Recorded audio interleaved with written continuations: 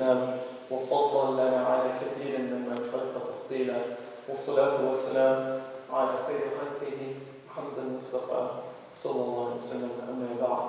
السلام عليكم ورحمة الله وبركاته. وعليكم السلام ورحمة الله.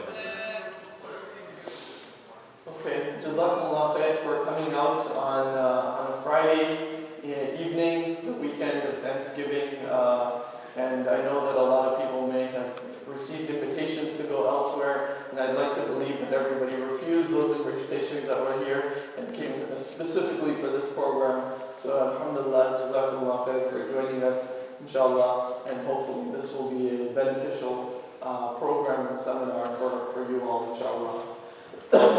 So, I guess I'd just like to start by just saying something in brief, just so you get a sense of why am I talking about this, where am I coming from in my stance. I'm a professional counselor, licensed professional counselor, and I operate a center in the northwest suburbs in Roselle, in Chicagoland area, and I do a lot of marital counseling there. And I also have other colleagues who work with me, and they also do marital counseling and premarital. I would say that 70% of our caseload or work is around marriage, and that includes premarital as well as postmarital, as well as arbitration and divorce or post-divorce type of stuff. So, alhamdulillah, I've gained a little bit of experience in this area, and so I wanted to share a little bit of that experience with you. Most particularly, with regard to this topic, is that this is, I believe, a very, very important topic that Muslims need to be very educated on and well aware of. I'm an advocate for doing preventative type of seminars or work or education around this topic due to the enormity of the problem. Now, you can say that about 50% of statistics show that 50% of marriages result in divorce in this society. Okay, in this country, 50% of marriages end in divorce. Now, of the 50% that remains, the other 50% that's intact, 25% of those are dissatisfied with their marriages, according to numerous reports and statistics. Okay, so that is 75% of marriages are unsuccessful. Okay, that's 3 out of 4. That means that it is the exception for a marriage to be satisfactory and successful in this country. It is the exception for a marriage to be fully functional in this country. That is alarming. If we were to say that in a given locality, country, environment, place, there is a 75% likelihood that you will contract a particular kind of disease, everybody would be concerned about that. Especially if you live in that society. Especially if you move to that society. And even if you don't, you wonder what is going on that is causing this kind of problem. And from a research, sociological, psychological perspective, anytime we're doing research and we look at prevalence, the incidence of a given disease, okay, the increase of a particular disease in a particular society that did not exist before or has increased dramatically, we wonder what is going on environmentally, socially, sociologically that is causing that, because we rule out the possibility that this is genetically based. Okay? This is not a genetically based issue, because people in this country before used to have unsuccessful marriages. Before our era today of postmodernism, and people in other environments have had or continue to have successful marriages. So then we have to look at what are these social factors or these sociological barriers to permitting or allowing a satisfactory relationship to come about. So that is what we're going to focus on today. And our focus particularly today is on the premarital. Okay? So many of you may be married or unmarried or have children who will eventually get married, inshallah. This is very important information that I wholeheartedly believe that everybody should have and be aware of and hold on to, inshallah. I believe that it is an unfortunate phenomenon that Muslims in our society and people as a whole do not raise their children to think about marriage anymore. They do. It's almost as if it is a coincidence or an accident that they're going to get married. Okay? They know full well that they need to be educated, or they need to do some chores and parental responsibilities, responsibilities to the parents, as well as first and foremost education. What kind of a doctor they're going to be, a lawyer or engineer or whatever. We've got that all mapped out to the T even. Okay? However, people are not developing wives and husbands anymore. Okay? They're not focusing on developing wives or husbands. I think that is one of the constraints. And therefore, we need to examine and look at how do we prepare a young person or an older person who may be divorced and is getting remarried for marriage. Okay? Now I said that 75% among in this society. Many people may have the question, well, we're all Muslim, like we don't have any issues. As soon as you say like Ashhadu an la ilaha illallah wa ashhadu anna Muhammadan Rasulullah, all your problems go out the window, right? Wrong. That's not necessarily the case. Okay? So 31%, according to a sociologist, Dr. Ilyas, says that there's a failure rate of marriages or divorces among Muslim couples in the U.S. Now let's say that we take the 69% from there forward, and we just assume that, say, 29% of those individuals are dissatisfied. Okay, we're not 29% out of that number, so that's not the 50-point mark. Okay, we're underestimating. And if we say conservatively at maybe 50% we might arrive at a failure rate, that is still 1 in 2. That is still very high. That's at chance. Okay, that's at chance odds. So this is concerning. So, and in addition to that, a lot of these marriages, and I personally believe that what's keeping it at 31 instead of 50 is that the older generation of married people coming from abroad as immigrants and choosing to live here continue their marriages, and those are the guys that are a little bit more resilient. Whereas the younger couples, I see it breaking and failing and falling apart all the time. I see it in my office all the time. Okay? So let's look at what we can do, inshallah, to prepare ourselves and others for marriage.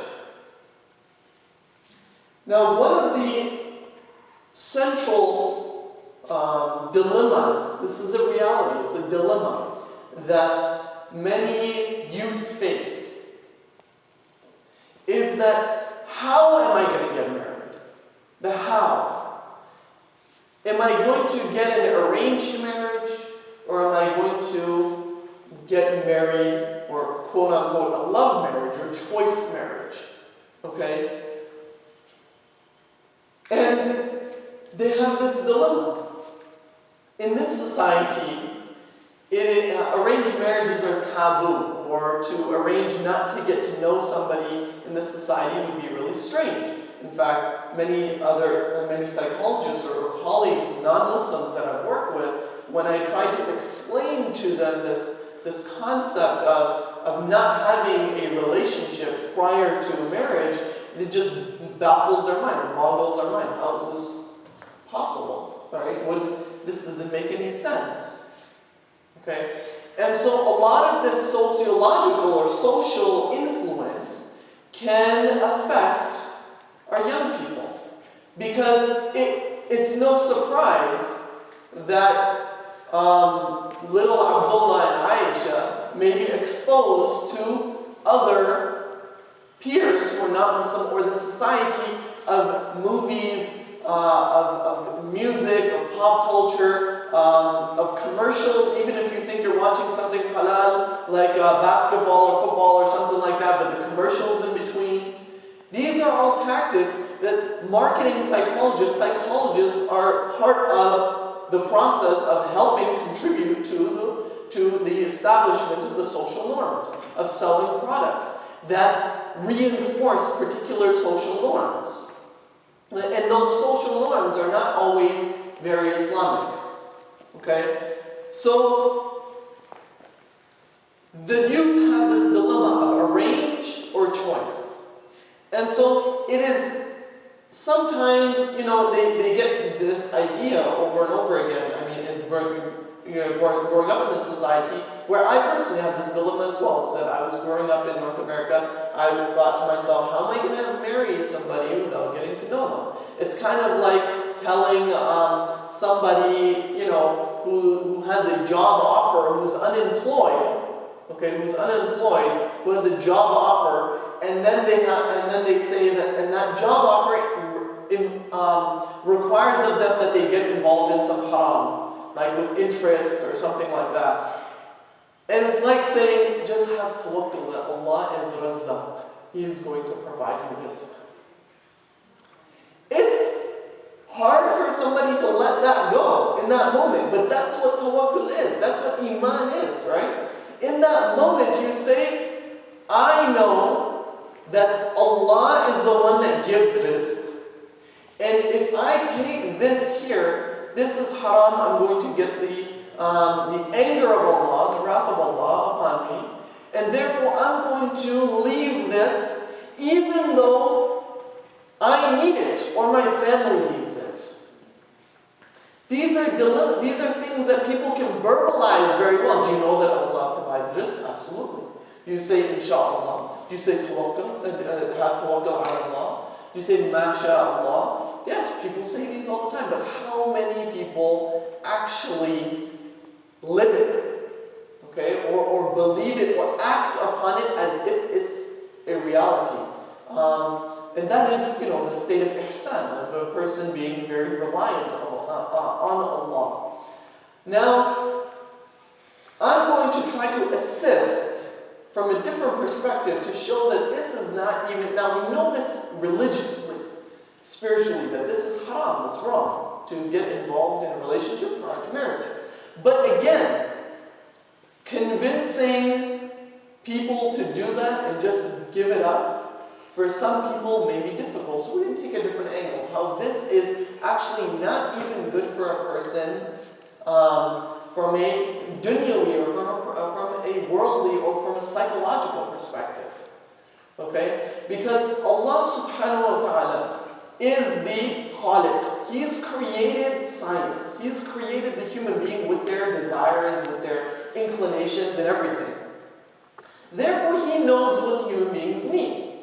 And so in the Sunnah, He has shown what human beings should do in order to be successful in the Akhirah first and foremost, but in their dunya as well. In their dunya as well. Okay? So if you follow the Sunnah, even if a non-Muslim were to follow the Sunnah and not have Iman, they might be successful at least in the dunya.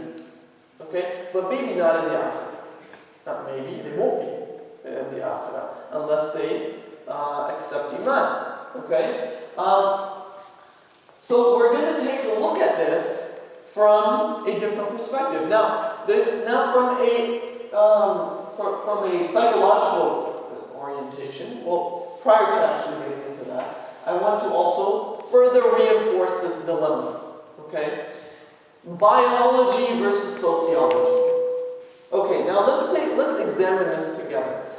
People in this society, it is the norm to have a premarital relationship, to date and to know somebody before getting married. Is this not so? This is the case. Okay. Now, we know that biologically speaking, that human beings have a particular need, or they have a hormones that they become attracted to the opposite gender. Okay? Once they reach puberty, their body changes and they're more likely to be attracted or to be pulled towards the opposite gender. This is biology. Now, at 16 years old is when a woman is most fertile. Okay, she's most likely to conceive, to have a child. As she gets older, the odds of conceiving goes down, and the likelihood of having a psychological problems with the baby increases tremendously. Okay, like Down syndrome. It's very unlikely for a 16-year-old mother to give birth to a child with Down syndrome. It's about 1 in a million odds. But in this society, we have a lot of Down syndrome happening. Why? We have a lot of older mothers. Okay? And when you have older mothers, what happens is that it reduces tremendously. Now, Allah is the one who gives these things, so He can choose to give or not. But just from our observations, we're seeing that it drops down to between 1 in 1,000, and as you get older, it can drop down to even 1 in 100.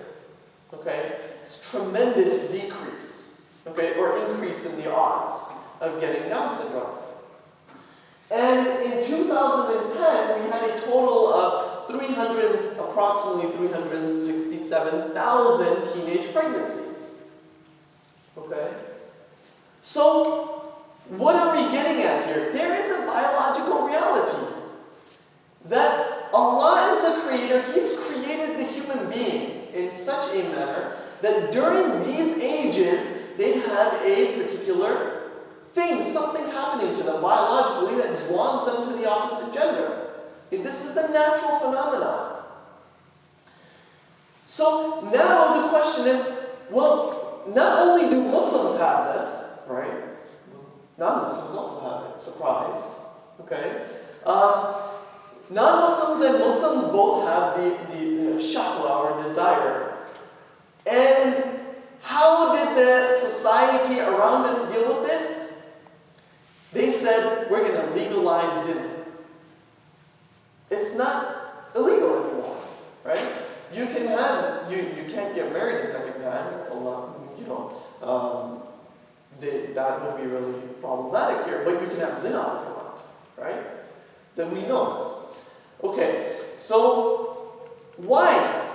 Because if you set up a society and a structure that develops a system of marriage into the average marriage age now for a woman is like 27 and a man is like 30. If you set up a society like this, and you have to have a career and education prior to getting married entirely, right?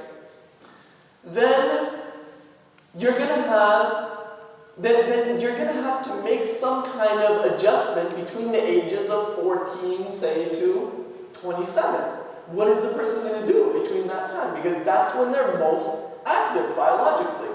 Okay? So in this society, they said, well, it would be unjust to expect somebody to get married at 30 and yet have no premarital relations before 30. Therefore, throw out the law against zina. It doesn't make any sense. It's not going to happen.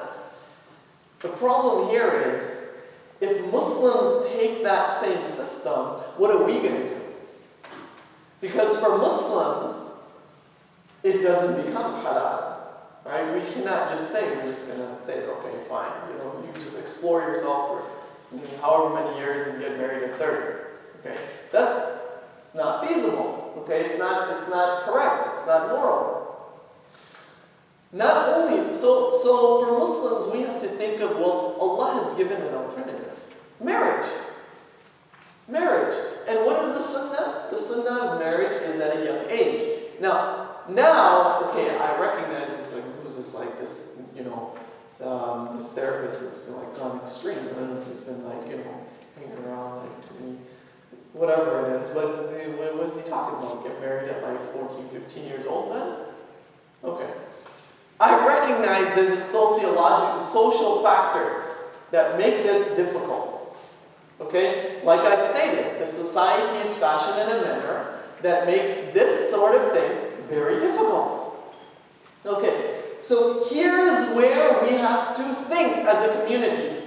I don't have all the answers, but we have to intervene as a community to say, how are we going to provide appropriate outlets to prevent this?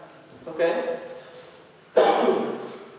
That's something you can keep in the back of your mind, and I'll come back to after a while.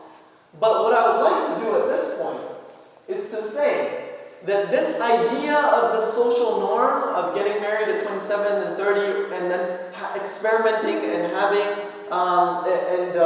getting to know somebody sufficiently before marriage, this idea, we stated 75% failure rate, so something is not going right here. So if something is not going right, when you were in college, did you go up to the person that is getting an F in their grades and go up to them and say, how'd you do that? Teach me. I would like to do what you're doing. That would not be logical, right? If you're failing and you see that this person is doing all of these things and they're failing, you would think, well, I'm not going to do that. I'm going to do something else.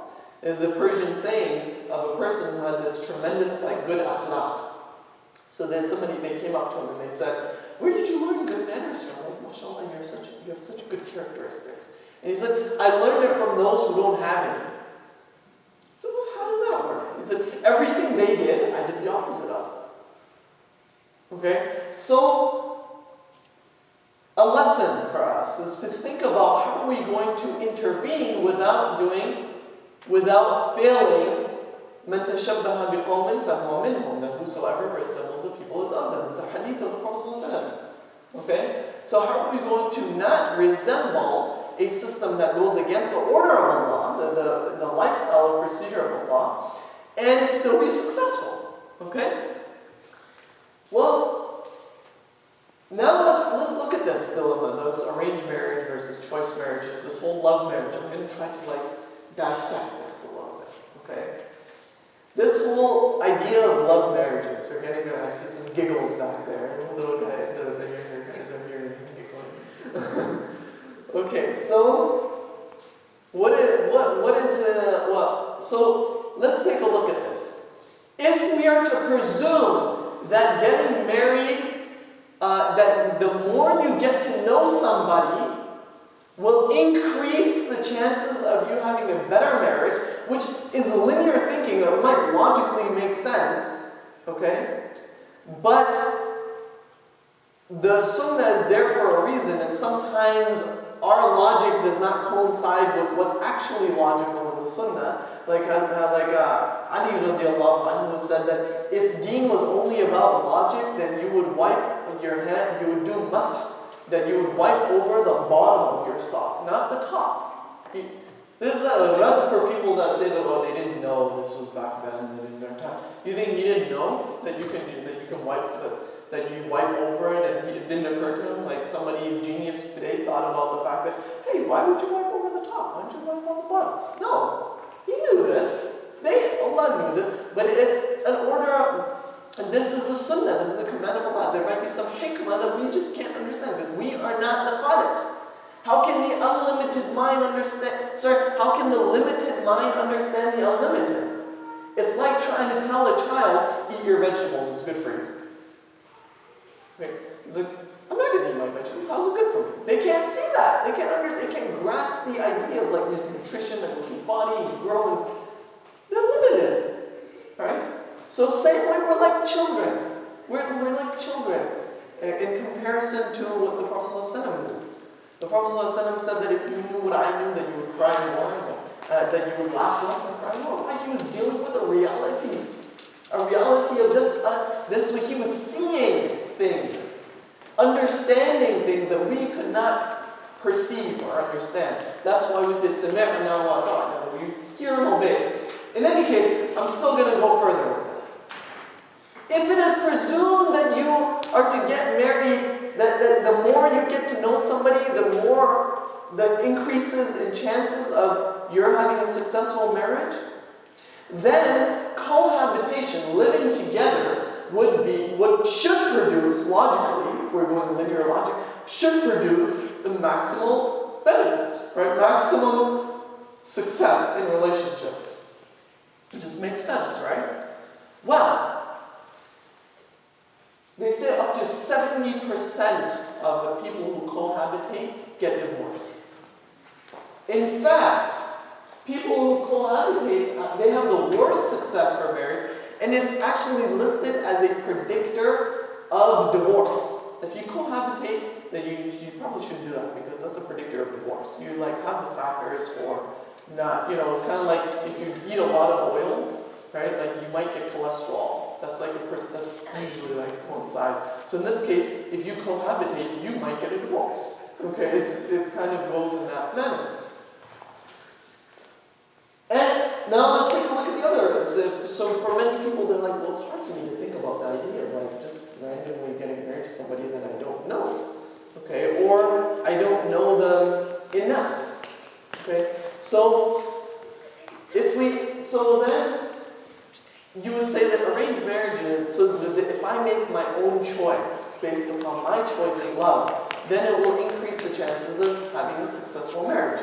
Well, lo and behold, arranged marriages show more, it shows less divorce rates, which many people may have already known.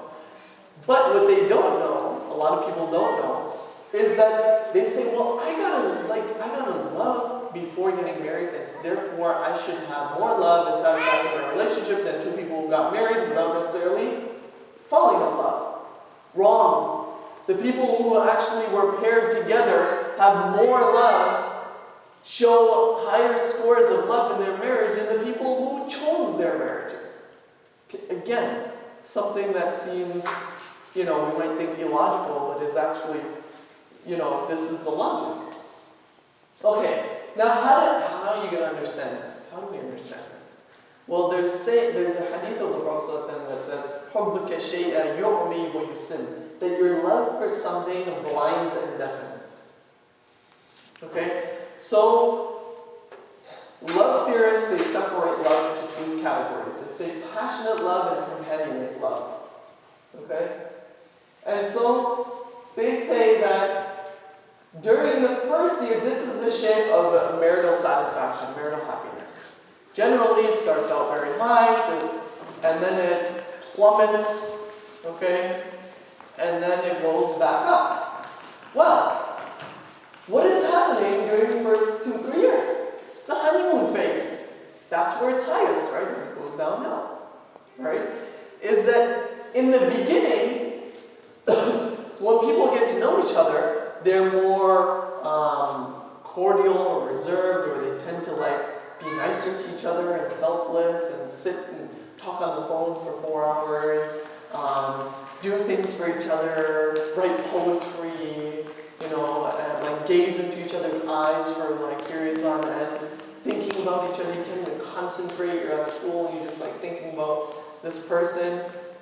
This is passionate. Okay. For you old-timers, you know that this doesn't last forever, right? This tends to go down at some point or go away because you're not so cordial anymore. You're just, in the beginning, you put on you would be careful what you wear in the house, but then after a while, you're walking around. The man's walking around with his undershirt, right? And it's your chest is sticking out now, and And then, and likewise, the woman is not getting up and like doing her hair or, whatever it is that she does in the morning. Just wakes up and you're like, okay, it's a different impression than I had 2-3 years ago, but all right, that's where we're at now. Okay, so this is a natural cycle. This is where things go naturally. This was to be expected. I remember there was a certain brother, his name was Brother Hooman, and he said something about this, and it came to fruition. So maybe this, for those of you who don't know, I don't want to burst your bubble, but it may not last forever. I'm sorry. Sorry to break the news. I didn't want to. Don't shoot the messenger, okay? I didn't do it, okay? What happens? Well, things start to go down. And the good news is, it's not all bad. The good news is that how bad your relationship dips is based upon how good your selection was in the beginning, your screening process. So in the beginning, when people tend to get married for love or infatuation or lust or whatever it is that you want to call it, for passionate love, they tend not to think about whether they're compatible or not. Okay? They get together and they're like, so, we have love. So what if you want to have 10 children and I want to have 2? We'll sort it out. We'll sort it. So what if you want to live in a mansion? I want to live at like a Zahid and just live in just have very minimal stuff in our house and that sort of thing. We'll sort it out. We're in love. We're in love. So what if I hate your mom and you? So what? We're in love. We'll sort it out. Okay? We'll sort it out. But it doesn't always happen that way. Because when that passion goes down and that motivation, that's the motivator, right? The passion is that feeling is motivating. When that motivator goes down, I don't want to use the word die because it might depress some people in here. When it dies, then what happens